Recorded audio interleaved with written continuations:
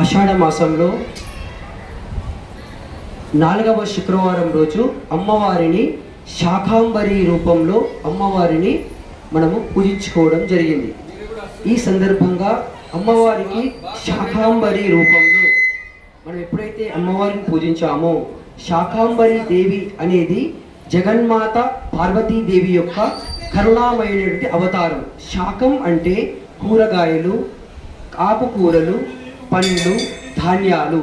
అంబరి అంటే వాటిని ప్రసాదించే తల్లి అని అర్థం. అంటే శాకాంబరి మాత అని పిలవడం జరుగుతుంది. అంటే ఈ యొక్క భూలక్ష్మి మాత ఆలయంలో భూమిపై కరువు, ఆకలి, దాహం తొలగించి ప్రజలందరినీ కూడా రక్షించడానికి అమ్మవారు శాకాంబరి రూపంలో అవతరించారని మనకు పురాణాలు చెప్తున్నాయి.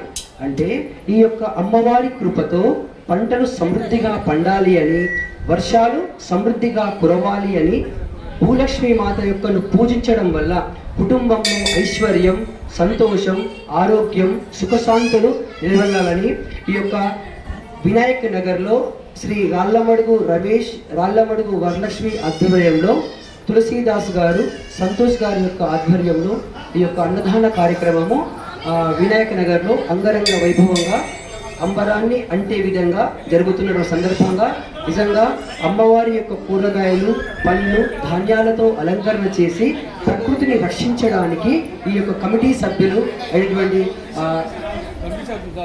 అందరూ కూడా ఈ యొక్క సహకారం ఇవ్వడం ద్వారా ఈ యొక్క కార్యక్రమం నిర్వహించబడుతుంది. అదేవిధంగా ఈ యొక్క పౌర్ణమి గురించి కూడా కమిటీ సభ్యులు ఒక నిర్ణయం తీసుకుంటారు. ప్రతి పౌర్ణమి రోజు కూడా ఇక్కడ అన్నదానం కార్యక్రమం నిర్వహించే విధంగా ఈ యొక్క కార్యక్రమాన్ని ముందుకు తీసుకెళ్లాలని ఆ కమిటీ వారు రేపటి 2 రోజులు నిర్ణయం తీసుకుంటారు. ఈ సందర్భంగా ఈ యొక్క అమ్మవారిని శాకాంబరి రూపంలో పూజించుకోవడం, ప్రతి ఈ నవరాత్రులప్పుడు కూడా భక్తులందరం కూడా అధిక సంఖ్యలో పాల్గొని ఈ యొక్క భూదేవి అంటే అమ్మవారికి కూరగాయలు, పండ్లు, ధాన్యాలు మనం సమర్పించి ప్రకృతిని రక్షించడం, అన్నాన్ని గౌరవించడం, ఆకలితో ఉన్నవారికి అన్నదానం చేయడం అనేది చాలా అన్నం పరబ్రహ్మ స్వరూపం కాబట్టి అందరం కూడా అన్నాన్ని గౌరవించి ఎంత అవసరమో అంతే తింటూ అందరికీ మనము ఇతరులకు హాని కలిగించకుండా మన వంతు సహాయంగా భగవంతునికి అర్పణ భావంతో శ్రవణం ద్వారా, కీర్తనం ద్వారా, స్మరణం ద్వారా, ఆత్మ సమర్పణ భావం ద్వారా, సేవాభావం ద్వారా, అర్చనం ద్వారా, ఈ యొక్క పాద సేవనం ద్వారా అమ్మవారిని మనము 9 విధాలుగా అమ్మవారికి పూజించుకోవచ్చు. అందులో శ్రవణం అంటే భగవంతుని యొక్క నామస్మరణ చేయడం ద్వారా, భగవంతుని యొక్క కీర్తన చేయడం ద్వారా, భగవంతుని యొక్క స్మరణ చేయడం ద్వారా, భగవంతుని కోసం పాద సేవనం చేయడం ద్వారా, అన్నదానం చేయడం ద్వారా, అంటే అన్ని దానాల్లోకి వెళ్ళా అన్నదానం అనేది చాలా ఉన్నతమైనది. అంటే ఈ విధంగా భగవంతుని కోసము ఈ యొక్క భూలక్ష్మి అమ్మవారి ఆలయంలో మనకు తోచినంతగా అమ్మవారికి మనము సేవ రూపంలో మనం చేసినట్టయితే తప్పకుండా అన్ని రకాలుగా జీవితం అనేది మారడానికి అత్యంత ఆస్కారమైనటువంటి ఆలయము ఈ యొక్క సంకట విమోచన హనుమాన్ మందిరం పక్కన ఉన్నటువంటి భూలక్ష్మి మాత ఆలయము. ఆషాఢ మాసంలో రేపటి రోజు మనకు కామికా ఏకాదశి ఉంది కాబట్టి ఉప అంటే దగ్గరగా, వాసము అంటే ఉండడం.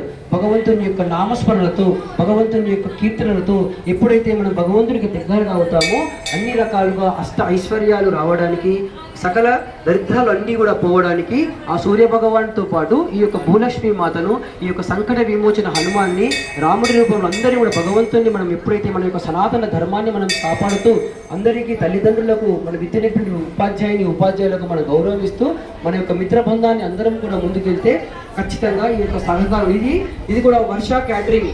ఈ వర్ష క్యాటరింగ్ నా క్లాస్మేట్ తను శేఖర్ అనే ఆధ్వర్యంలో నా క్లాస్ చెప్పగానే ఇవన్నీ కూడా వాడి అరేంజ్ చేశాడు. Thank you Shekhar. అదేవిధంగా మన ఇప్పుడు అందరికీ కూడా మీకు మీటా పాన్ వస్తుంది. వాడు కూడా క్లాస్మేట్ మన రవి, పాన్కోక రవి అంటారు. మీకు అందరూ కూడా దయచేసి అందరూ కూడా మీటా పాన్ తిని వెళ్ళాల్సిందిగా కోరుతున్నాం. అమ్మవారి యొక్క ఆశీర్వాదం అందరికీ ఉండాలని, ప్రతి ఒక్కరి యొక్క జీవితం అనేది if you want change your life, change your thoughts, there is no short cut to success except to hard work. కాబట్టి భగవంతుని యొక్క నామస్మరణ చేస్తూ, భగవంతుని యొక్క కీర్తన చేస్తూ, భగవంతుని కోసం అందరి యొక్క జీవితం మారాలి అని, అందరి యొక్క ముందుకు వెళ్ళాలని ఈ యొక్క భూలక్ష్మి మాత ఆలయంలో అన్నదాన కార్యక్రమము నిర్వహించడం జరిగింది. అందరికీ కూడా ధన్యవాదాలు. అందరూ కూడా అనుకునేలా తిని ఆశీర్వదించి ఇలా కోరుతున్నాం. Thank you so much.